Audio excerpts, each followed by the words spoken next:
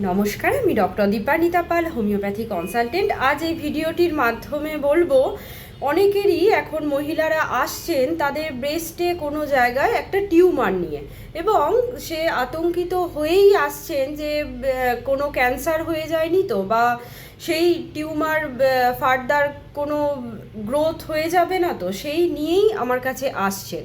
প্রথমেই আমি কতগুলো সিমটমস আপনারা অবশ্যই লক্ষ্য করবেন, সেইগুলো কিন্তু আপনাদের ক্যান্সার বা ডেঞ্জার সাইন বলা যেতে পারে আপনাদের ব্রেস্ট ক্যান্সারে। প্রথমেই যেটা আপনারা লক্ষ্য করবেন সেটা হচ্ছে আপনাদের স্তনের মধ্যে ভালো করে সার্কুলার মোশনে ঘোরাবেন স্তনটায়, এবং সেইখানে যদি কোনো গাঁট বা কোনো টিউমারের মতো স্লিপ করে যাচ্ছে এই রকম কিছু লক্ষ্য করেন, তৎক্ষণাৎ ডাক্তারের পরামর্শ নেবেন।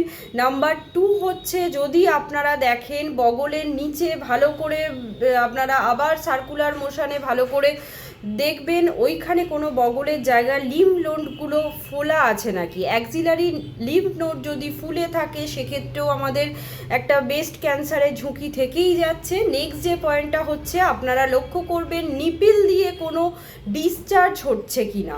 সেটা ধরুন আপনার রক্তও বেরোতে পারে, তার পাশাপাশি আপনাদের যে কোনো তরল ফ্লুইড বেরোতে পারে, সেটাও কিন্তু আপনারা লক্ষ্য করবেন। এটাও কিন্তু একটা ব্রেস্ট ক্যান্সারের ডেঞ্জার সাইন।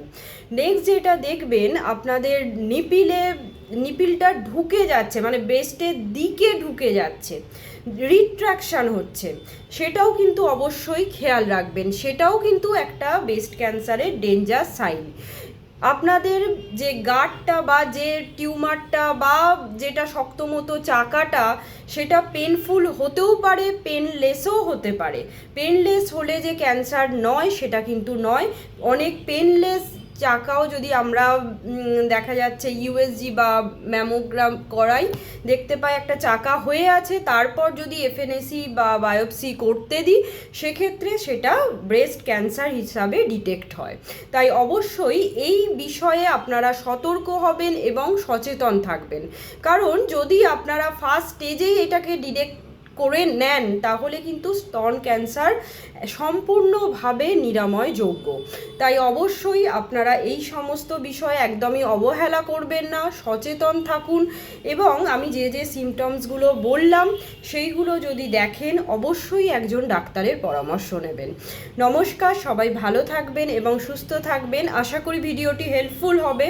যদি হেল্পফুল হয়ে থাকে অবশ্যই আপনারা আপনজনদের মধ্যে শেয়ার করে দেবেন, যাতে তারাও সচেতন হয়ে যান, এবং আমার যে পেজটি আছে ফলো করে রাখবেন। ভালো থাকবেন।